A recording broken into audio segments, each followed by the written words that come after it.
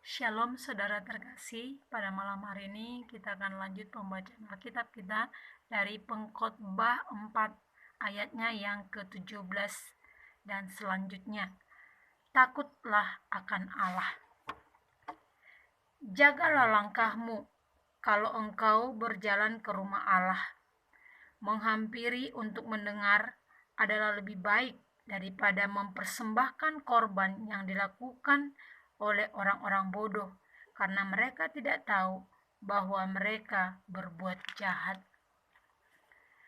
Janganlah terburu-buru dengan mulutmu, dan janganlah hatimu lekas-lekas mengeluarkan perkataan di hadapan Allah, karena Allah ada di surga dan engkau di bumi.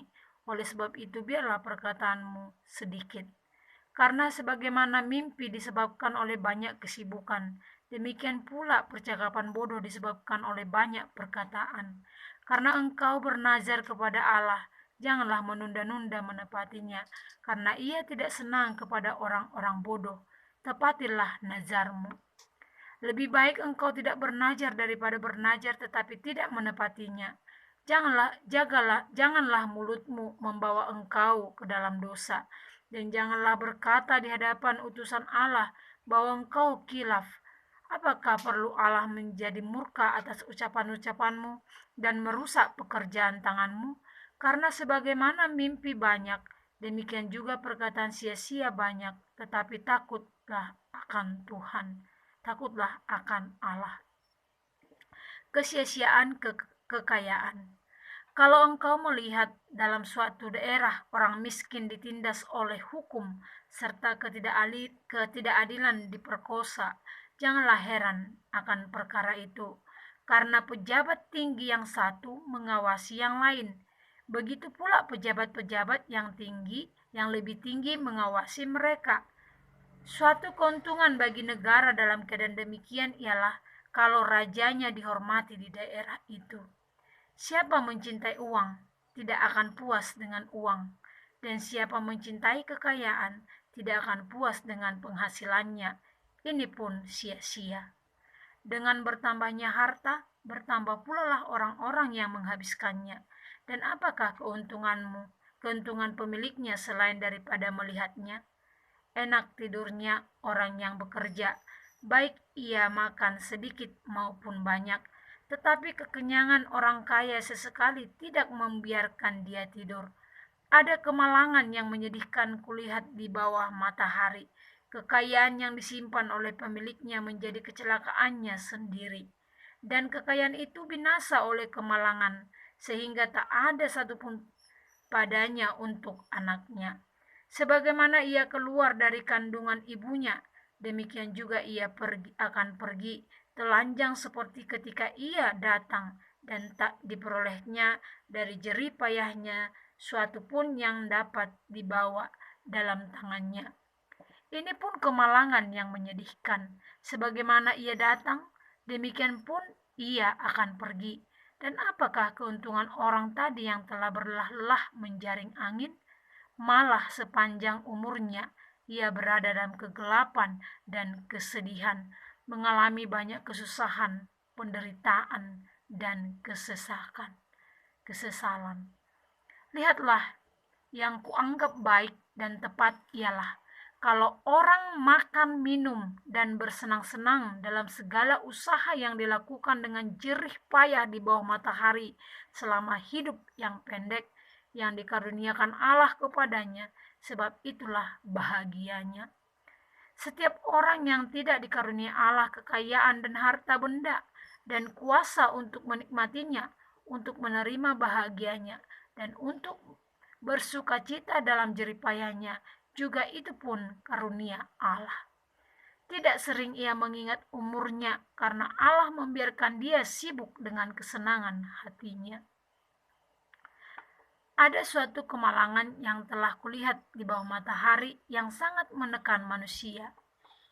Orang yang dikaruniai Allah kekayaan, harta benda dan kemuliaan, serta ia tidak kekurangan suatu pun yang diingininya, tetapi orang tidak dikaruniai kuasa oleh Allah untuk menikmatinya. melainkan orang lain yang menikmatinya. Inilah kesia-siaan dan penderitaan yang pahit. Jika orang memperoleh 100 anak dalam hidup lama sampai mencapai umur panjang, tetapi ia tidak puas dengan kesenangan, bahkan tidak dapat penguburan, kataku, anak gugur lebih baik daripada orang ini. Sebab anak gugur itu datang dalam kesia-siaan dan pergi dalam kegelapan, dan namanya ditutupi kegelapan. Lagi pula ia tidak melihat matahari dan tidak mengetahui apa-apa. Ia lebih tentram daripada orang tadi. Biarpun ia hidup 2 kali 1000 tahun, kalau ia tidak menikmati kesenangan, bukankah segala sesuatu menuju satu tempat?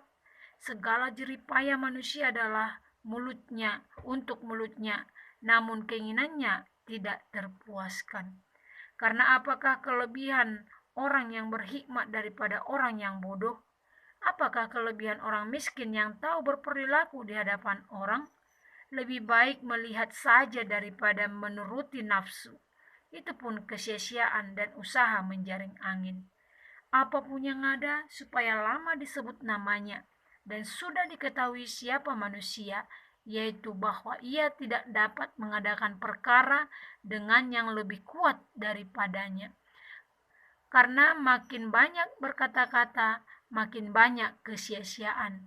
Apakah faedahnya untuk manusia? Karena siapakah yang mengetahui apa yang baik bagi manusia sepanjang waktu yang pendek dari hidupnya yang sia-sia, yang ditempuhnya seperti bayangan? Siapakah yang dapat mengatakan kepada manusia apa yang akan terjadi di bawah matahari sesudah dia?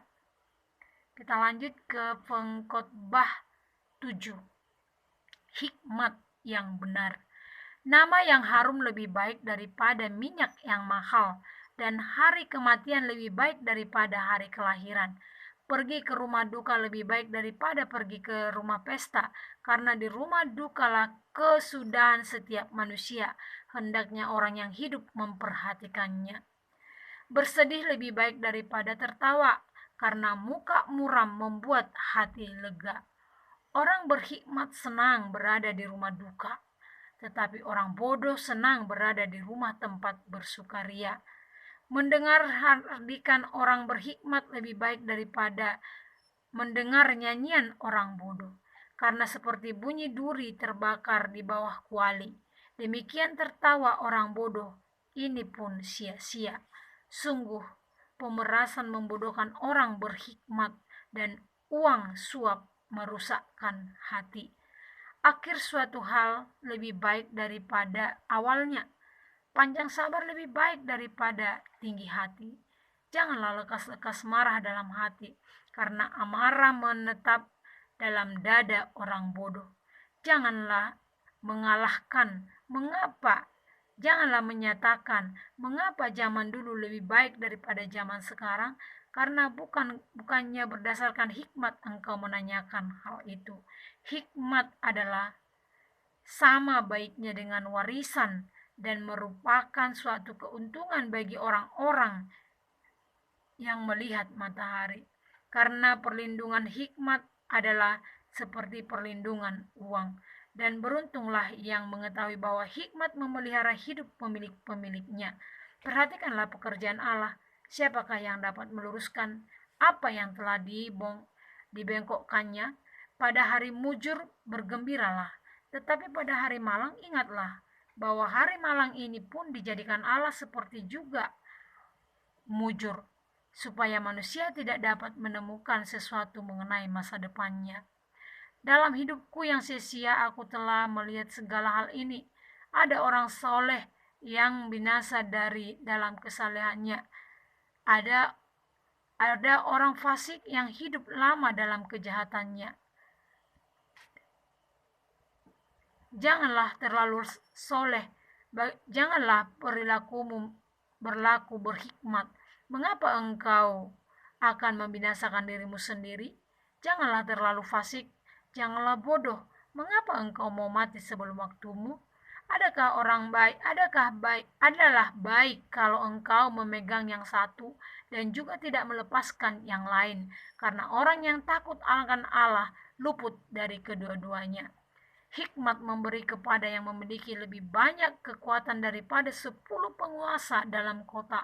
Sesungguhnya di bumi tidak ada orang yang soleh, yang berbuat baik dan tak pernah berbuat dosa.